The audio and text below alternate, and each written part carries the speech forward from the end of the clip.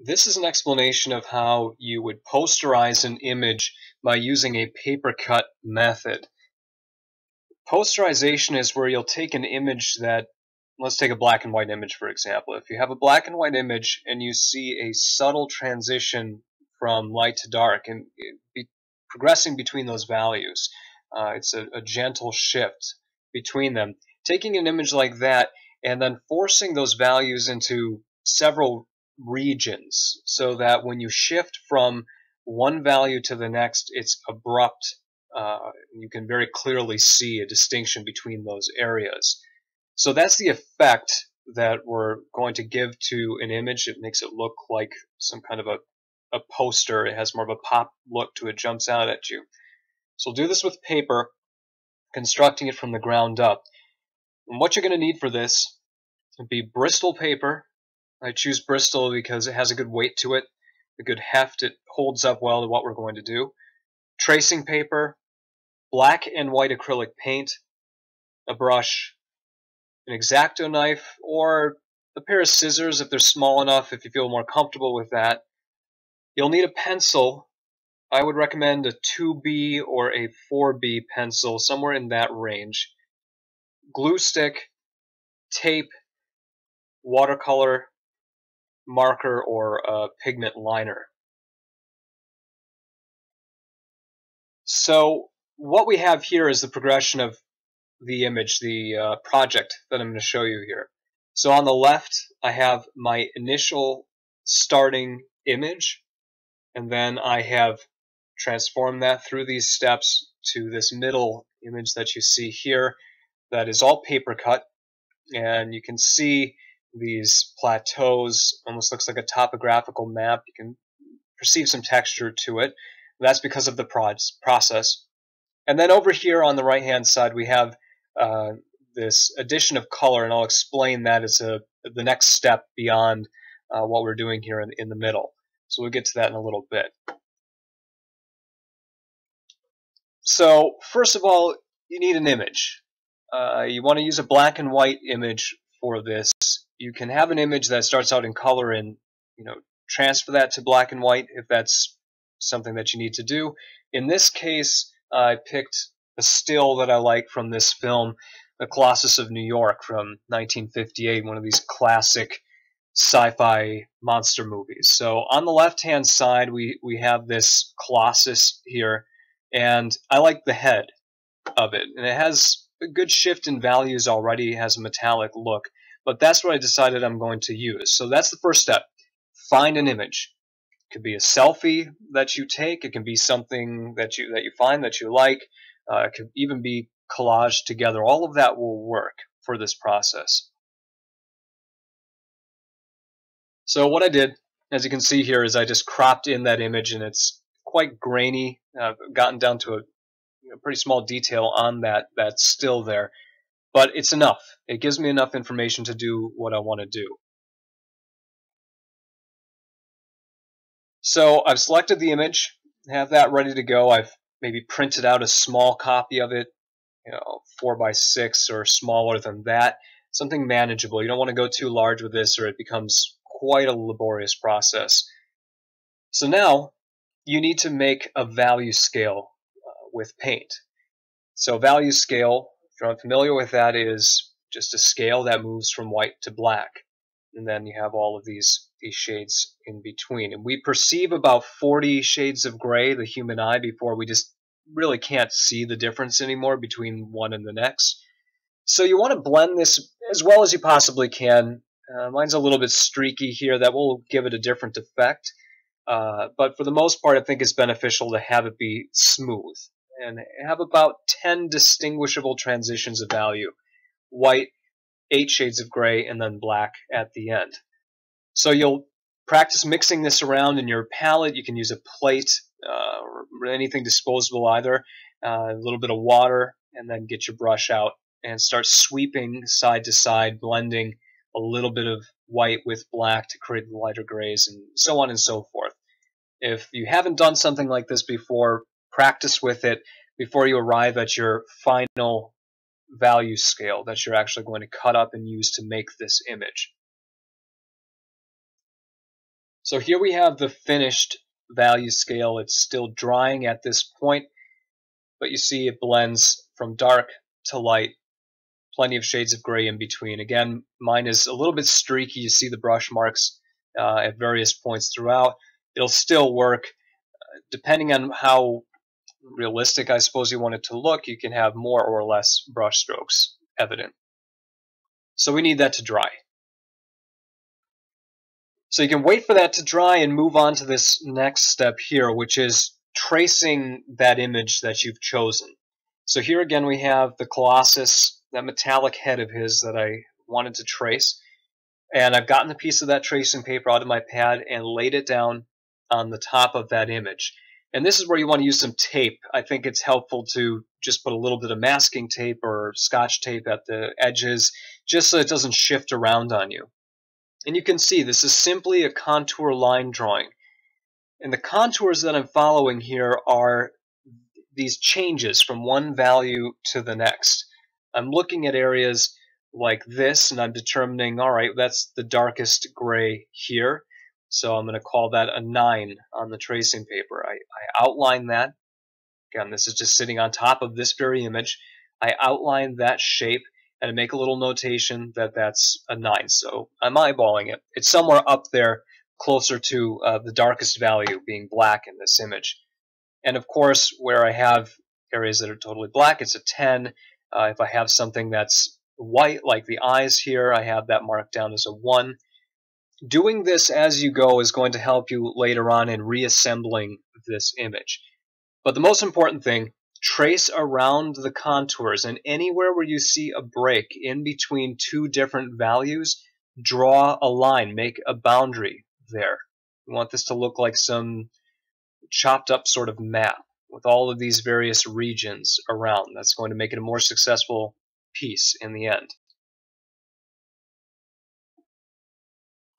Now, at this point, I have all of that information laid out. And if you've ever worked with tracing paper before, you'll know that you trace something, you have your tracing paper on top of that original, make your lines, and if you flip that over, face down onto, say, a blank white piece of paper, and you go onto the back of your tracing paper and you redraw those lines, well, when you lift up that tracing paper, you're going to have left an exact duplicate. All of this graphite that's on that front side will now be transferred down to the paper beneath. So that can be transferred onto anything. That's just a general tracing technique, and we're going to use that technique here.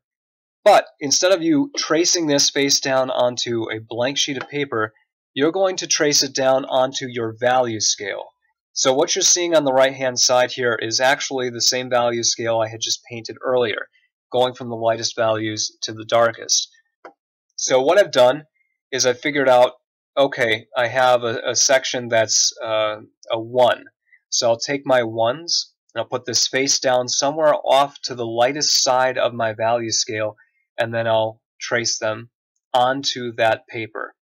The darkest shapes are going to wind up on this side over here.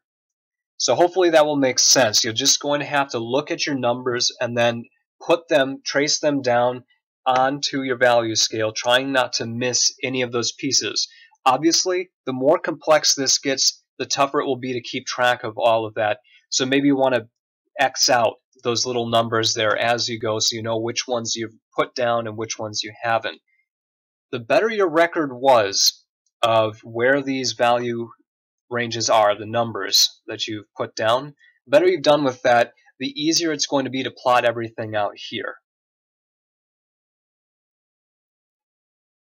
Now, another note about that value scale that I had traced the shapes onto, it was just lightly done in pencil on that surface, and I went back in with the Sharpie, I had a Sharpie marker I was working with, over those lines just to make them very thick and black, and then I can tell where they are. I mean, it's not that much of a deal when you're on your lighter values, say around the 1 or 2 or 3 range, but when you get up into these darker values and it's just a pencil line there, you can lose track of it and your eyes will play tricks on you.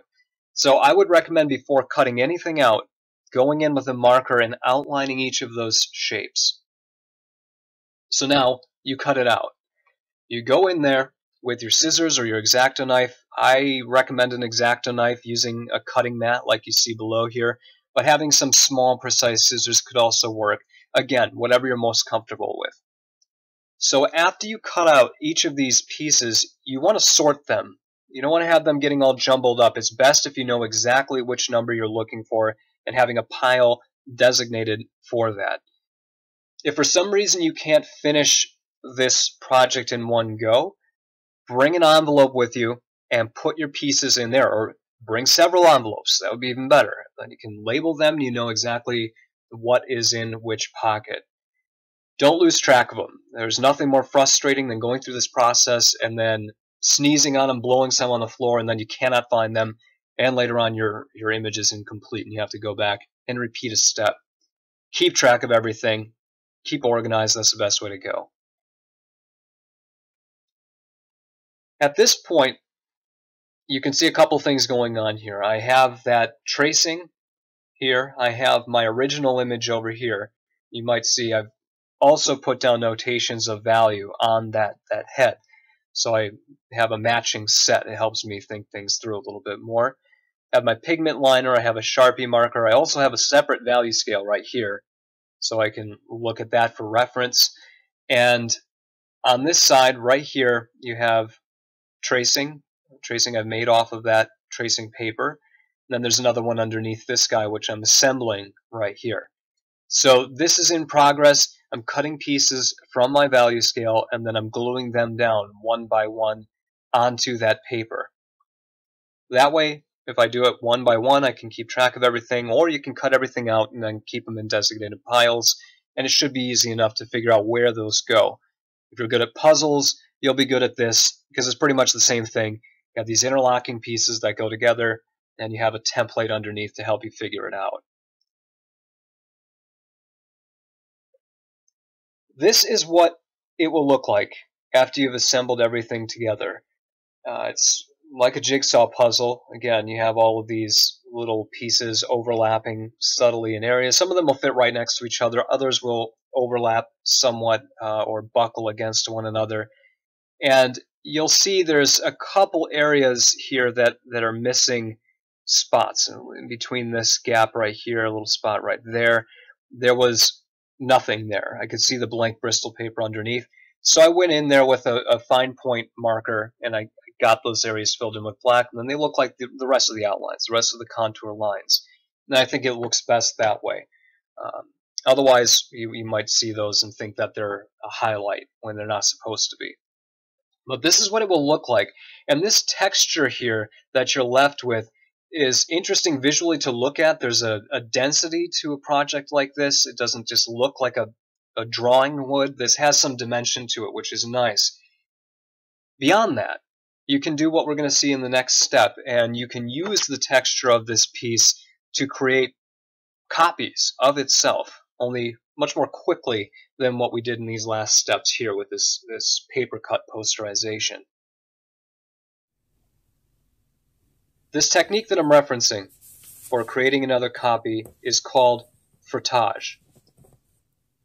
So with frottage, you take an object, like in this case I'm demonstrating with a comb, that's underneath the piece of paper, and then if you take a pencil, again a 2B or a 4B pencil is soft enough to leave behind enough graphite, and you rub that usually on its side just so you get more contact of graphite to surface.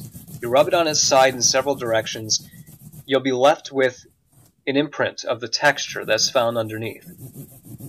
This is a very old technique, frottage. It's been done with any number of things. Anything that's textured you can put under a piece of paper and you can rub some medium over the top and get an impression of it, a copy of it.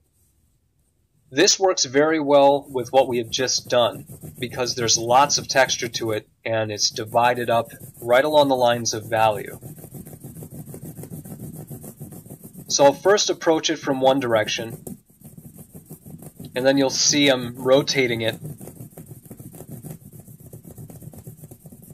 because you need to catch that graphite along those edges. It's a little speed bump for the graphite, and every time it catches and hits one of those, it deposits a little bit of graphite. So when I rotate it, some of the gaps, some of the missing areas will begin getting filled in. As you rotate it, make sure that you don't shift that piece underneath, because if you do, you'll end up repeating something or missing a spot. So keep that still. Go over it from a couple different directions. This can take some practice. You might need to work a little bit softer or even press a little bit harder depending on your sensibility with drawing. You don't want to leave behind too much graphite though. As you'll see, we're going to be removing some of that, or most of that. But there it is. There is that image, the same image I've been building all along, only in a new medium, in pencil, as this sketched out, even more abstracted version of itself. So here we are on the left. Again, a little bit darker than I want it to be, and these will have excess graphite. That's just the nature of frottage. And I want to get rid of that. I want to make some more openings there, some lighter values that I can go then on top of with color. So in this middle image here, you can see I've got my kneaded eraser off to the side. I've gone in and I've erased certain sections, and I'll continue to do that until my image looks like this. So a little more recognizable to what I started out with. At this point, I go in with watercolor. I like using watercolor pencils or even ink pencils because you can control it pretty well. You go in, just color it in like a coloring book. You put down whatever you want in whatever region you want to. It doesn't have to make sense. It doesn't have to be a precise value range. Have fun with it. Do different things with it. Experiment with it, because you can go back and just do that quick frottage method again, and you instantly have another copy. It does not take very long to make more. But every single time you do it, it's going to be a little bit different. You're going to be left with new characteristics. Some areas where you get interesting effects from the graphite itself. Maybe you leave more or less of that behind just to give it a more dynamic appearance. So over here on the right, this is the finished product, that color frottage version.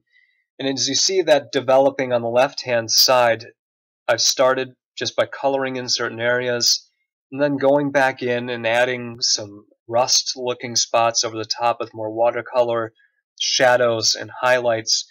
And then I wind up with this piece in the end, and you'll notice that there's these lines all over the place, scrawled across the surface, around the eyes, around the edges. That's with the pigment liner, with the marker. It gives it that pop. It helps separate those areas even more. And though this looks really nothing like what I started out with in the beginning, it has the same spirit of it and a little more unpredictability. And I think that's the fun of this. You take something you like, an image that you like, and you put it through several filters manually. You warp it, and you abstract it into something new. And this does, again, have that ability to be redone. You can use this tool now, this built-up Papercut, to make many frottage copies, playing with a lot of different color versions. The possibilities are nearly endless with something like this. So there it is, Papercut Posterization through Frottage, giving us the finished product that might be this or might be something entirely different. That's up to you.